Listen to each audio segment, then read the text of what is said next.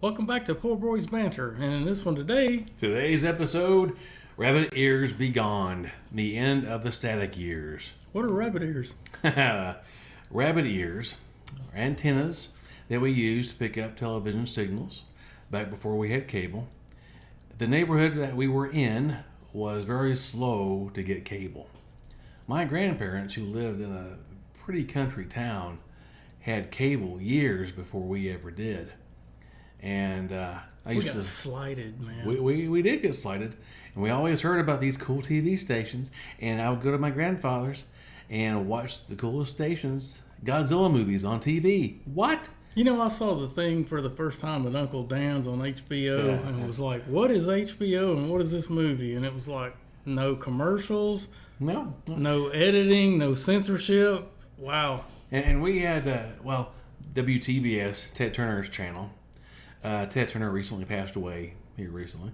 But WTBS, they would play Godzilla movies in the afternoon sometimes, and Ultraman in the mornings, or that may have been WGN, I can't remember. But keep in mind, this was kind of a country little town that he was in. I'd go and spend full weeks with them during the summer and on weekends sometimes as well. And of course, I love my grandparents, but I also love watching that cable TV.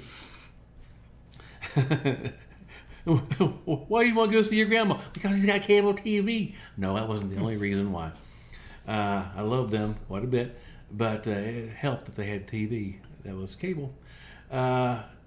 Anyway, we didn't have cable TV for a long time, and we lived in a relatively bigger town than where they lived, but we just never had it. The entire childhood I grew up watching their cable TV. I coveted their cable TV. It wasn't a financial matter that we didn't have it. It was not available. It wasn't strung up. It just wasn't there until the summer of 1983. We were 12 years old. And we had gotten word that cable TV was being installed in our part of the county. Then we started seeing the cable TV guy, the van, show up in the neighborhood. And going back to the rabbit ears, we had pretty much the same three channels that everybody else had: ABC, NBC, CBS. Oh, and also the public TV station out of Sneville, Tennessee. And later on, we had a station out of Greenville, Tennessee. WETO is what it started out as, but it was very hard to get. You had to get an antenna booster. Mm-hmm. And thankfully, my dad was somewhat skilled at that kind of thing, so he had a huge array of antennas. If you were to come see our house, you would think that it was some kind of NASA installation with all the antennas, and even had the remote. You had to turn your antenna towards a certain area to pick up a TV station better. It wasn't snowy or staticky. And he actually had a direction finder or a direction remote control for the antenna in the living room. Is this big dial that sat in the middle of the floor, and you turn that dial, and the electrical pulse would go to the motor on the antenna, and you would turn it like from west or southwest to northeast. And for each click of the antenna as it would turn, it would make this noise. Burn it! Burn it! Burn it! So if you had to go from this direction to that direction, you needed earplugs. It was a good 8. Burn it! Burn it! And we had a cat, and it would drive that cat crazy. So Jinx. Jinx was the name of the cat. So you would turn that dial on the antenna because, hey, I want to watch CBS instead of NBC or whatever. And that cat went all over the place until it stopped. Deal breaker with my dad working swing shift. Don't you dare change the channel when I'm asleep. You have to go out there and move it and go run back in and see if it was picking up or not, and go back outside and twist it some more. But we have those very few scant channels, but we really wanted cable TV. So I don't remember what the cable company was back then. I have no clue. We don't remember. I want to say Comcast, but I don't think it was. This was, again, back in the early 80s. We started seeing that cable TV van at various houses in the neighborhood. And far be it from us, I was always shy around girls, but I wasn't shy in general. We would go up to this guy and say, "Hey, Mr. Cable Guy, when are you going to install it in our house?" "I don't know. I'm working down here today. I don't know." I never will forget what this guy looked like. He was big and chubby, and he was kind of greasy looking. He had a big mustache, kind of like mine, actually. Maybe, yeah. And really curly hair. And he wasn't the nicest person ever. But he probably got tired of us asking him, because every few days we would ask him, "Hey, Cable Guy, when are you going to get to our house?" And it would always be some kind of answer like, "I don't know. I don't know. I'll get there when I get there." And I never will forget the day that our house was the chosen house. Apparently, he was so pissed off that of me asking him. He got tired of me. Breaking and entering. He'd get tired of me because I just go up to him, "Hey, when are you going to come to our house?" All the time. I wasn't nice about it either. "Hey, when are you going to get to our house?" One day, it got to where he knew where I lived. The one day that was our chosen time, I saw his van. And I saw it that morning. And I went to the house and said, "Hey, Cable Guy's here." Anyway, it was on our side of the street. So I'm sitting there. This is summertime. Mom and I are watching TV. I'm watching reruns of I Love Lucy or Three's Company or something in the daytime that they always ran. So we're sitting there. I'm on the couch. Mom's on the lazy boy in the chair. All of a sudden, the door just opens, and big greasy Cable Guy just walks in. He walks over to the TV, looks behind it, moves the TV out. We're sitting there watching TV. I look over at Mom. She looks over at me like, the guy didn't even introduce himself. He just walks in the house like he lived there. Didn't even say, "Hello, I'm here to install your cable TV." He walks in the house, was like, "This is my goddamn house. This is my house. For the next half hour to an hour, this is my house." So he goes over, he pulls back the TV. He goes back outside. He gets his tools and all that mess. He comes back inside, starts drilling holes in the floor. Doesn't even talk to us. Doesn't say a word to us. And Mom says, "Oh, I don't like this." I said, "Don't say anything. We're getting cable TV." You really chapped his ass. Apparently I did. And Mom said, "I'm going to complain." I said, "Don't complain. We got cable TV." And by that afternoon, we had cable TV. He had to string it up. He had to get underneath the house and all that stuff to install the cable. And we had cable TV that night. And I was just flipping channels. Oh my God, we got this channel. And I never will forget that day. I don't remember the first thing I watched at all. Probably the same stuff we were watching when the guy came, just in a clearer channel or clearer picture. But probably within a month, we had one of those special cable boxes that did not require payment. I won't say where we got it, won't say where it came from, and I may or may not have had it. My dad had a distribution center on top of the TV. He had wired every room in the house for TV. And it wasn't like today where you got a cable going everywhere. He had cables going everywhere, but cable only came into one place in the house. So, to watch the cable TV, I had to go in there and hit a special button for the cable to go to my room. It's because when you got in trouble, he could go in there and turn you off. That too. But it also meant that I couldn't watch the dirty stuff until they went to bed. And I had to be able to go in there and switch the button. I had to be really careful because there's one of those, when you hit the button, it would click. It was really loud.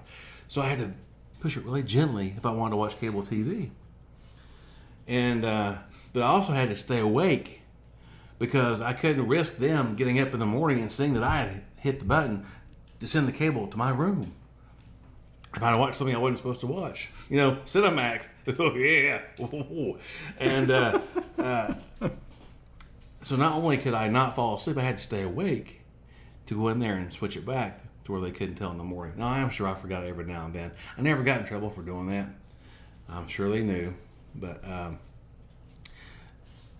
we got the pay-per-view for free, maybe, possibly.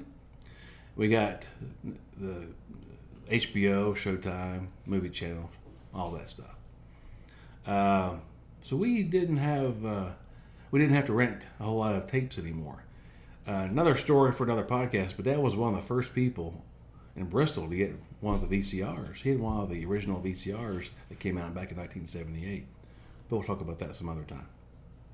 I got in trouble watching some videos on that. We won't talk about that right now.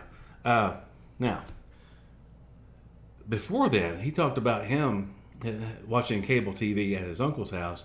My uncle, before we had cable TV, little podunk town, about 45 minutes north of us had cable before we did. Mm. So, my uncle, who had HBO, my grandparents didn't have HBO, my uncle, who worked long shifts, like 12-hour days, told me whenever I was staying, I could watch his cable TV. So, all right, I get HBO. So I remember it was a cold, rainy day, dark. He had kind of a dark house anyway, because he didn't have a whole lot of lights. Had a lot of lava lights and stuff like that, but not a whole lot of lights in the house. So I'm sitting there, watch Rocky 3. Fantastic. Oh, yeah, it's great. Watch Rocky 3 at home. Next movie that came on was Poltergeist. That movie scared the ever-living hell out of me. The scene with the clown, if you've seen the movie, you know what I'm talking about. I was 11, 12 years old. That scared the crap out of me. But, when we got cable, that was the end-all, be-all. Because I became a movie fiend. I never will forget. He and I were playing outside. We came in. Dad was watching Gandhi. Gandhi's kind of a long movie. If you like your historical epics, it's a great movie. I think it won some Oscars. But we walk in, we look at TV, we look at Dad. What are you doing watching Gandhi? And he looked up at us. Dad has a very dry sense of humor. It's a pretty good movie. If you're hard up to see a movie, I never will forget that. Yeah. Never will forget that. When did you get cable? I guess it was about that same time, right? Yeah, we all got it in that neighborhood probably within a month of them starting. And I never will forget, too, the fact that we got the cable TV. Within a month, maybe a couple months, we got all the channels.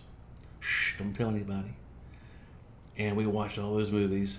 I probably became the biggest movie nerd ever at that point. Watching all the horror movies, all the sci-fi movies. Man, I remember back then, like, the box that they had, the cool thing that I remember was like, man, it's got a remote control, so you could actually change the channels instead of getting up and walking over and like click. And then I had some friends in the neighborhood. How's this for engineering? Tube not working in one TV, but the speaker did, so you got a double stack. You got two TVs. You turn them both on. One's for speakers, one's for the tube, and you got to change channels on both.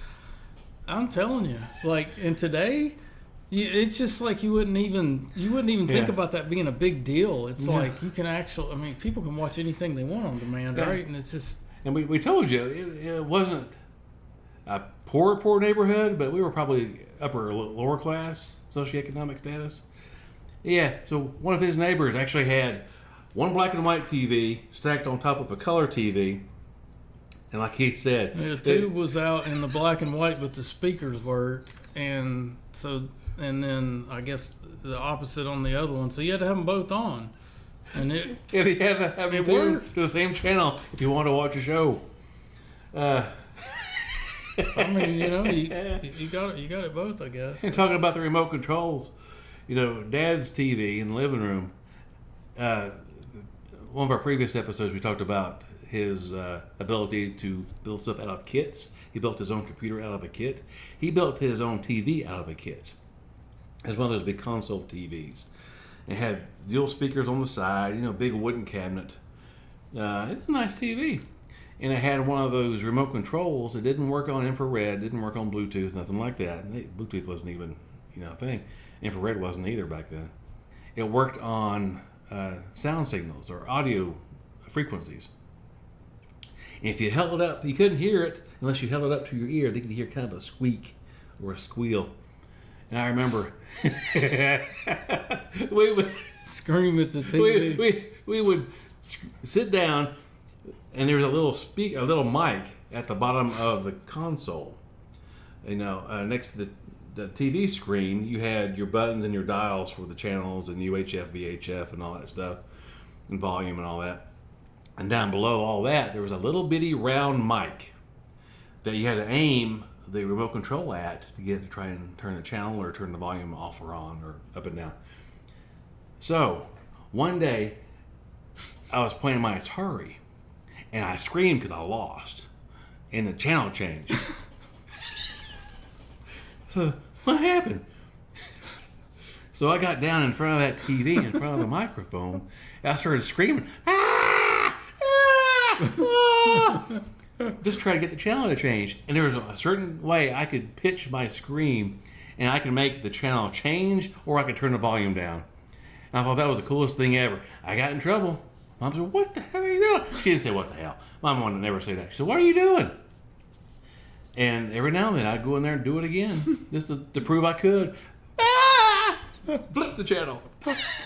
or I'd walk through the living room. Mom and Dad would be watching a TV show. I'd come in from riding my bike, and I'd be walking through the living room, going back to my room. Go, ah! I'd scare them to death. The channel would change.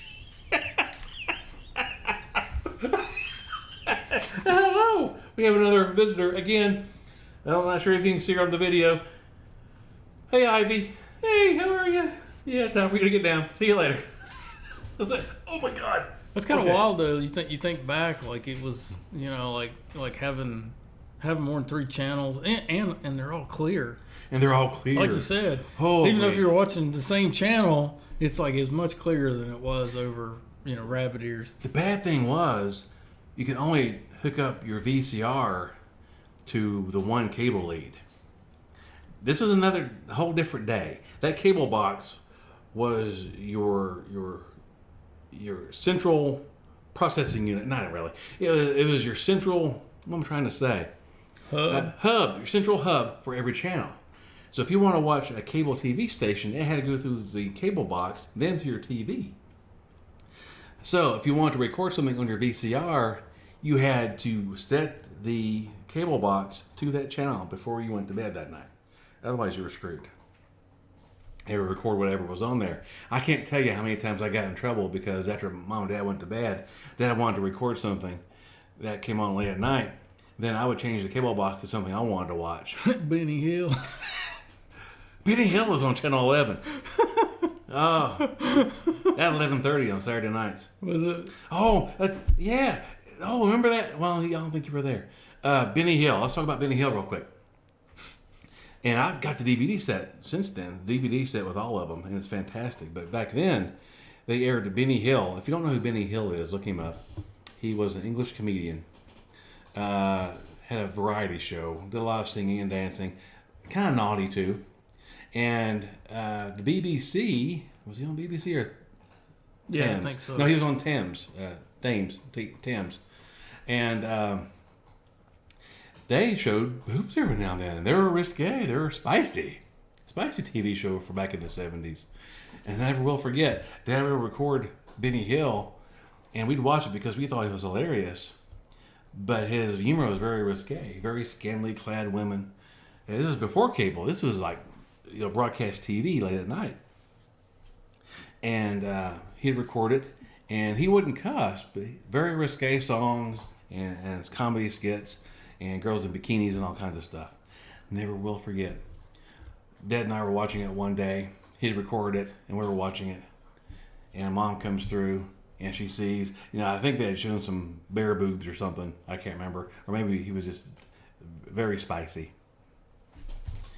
And she said, I've asked her if she remembers this, and she says no. She says, I don't know why y'all watch that. He's just a dirty old man. And Dad and I didn't say a word. We just like, don't cause a fuss. Maybe if we just ignore her, she'll leave the room and we can finish watching it. And she did. And we kept watching Benny Hill. And like I said a few minutes ago, I still watch Benny Hill every now and then. That's like, say, you talk about your VCR. I remember the first time I saw Saturday Night Live was because you'd recorded it. Because I was always in bed by the time it came and didn't even know it existed. This episode's all over the place, but that's okay. Johnny Carson and Saturday Night Live seemed like they were verboten. Like they were not supposed to be meant by little kids because they aired late at night. Never will forget the first time I watched SNL because Dad recorded it. Mr. Bill is a Mr. Bill skit I remember most of all. We left our and if you watched them, you know what I'm talking about. If you haven't watched some of the old SNLs, it's a different animal than what it is now. And Johnny Carson. I'm telling you, man, that was funny. That was funny. I'm Gumby, damn it. Anyway, we're kind of all over the place. But Johnny Carson, I used to love Johnny Carson. And I don't know why, but I loved watching every night. Dad would record it. I would come home from school and watch those episodes when I got home from school. Didn't care who was on there, but it was best if it was Buddy Hackett, Jonathan Winters, any of those old comedians. I love those. Love those shows. Anyway, we're kind of going all over the place. Going back to the cable TV. I kind of miss sometimes the old antenna just because it was a different time. The static, the snowy picture sometimes. Sometimes the picture fade. It's kind of like people nowadays who prefer to watch their movies on VCR tapes rather than DVDs and Blu-rays. Or vinyl versus CD. There's just a certain aesthetic, a certain nostalgia, I guess, which fits fine with us because that's what we focus on. But anyway, we talked a whole lot about this stuff. But anyway, be careful of rogue cable guys. Watch your Godzillas and pick up some Johnny Carson. There's a great TV station called Antenna TV that you can. It's on our cable. You can probably get it on your stuff here. I'm not sure. They play all the old Johnny Carsons every night, and I record them all and watch them all. Fantastic stuff. Love them.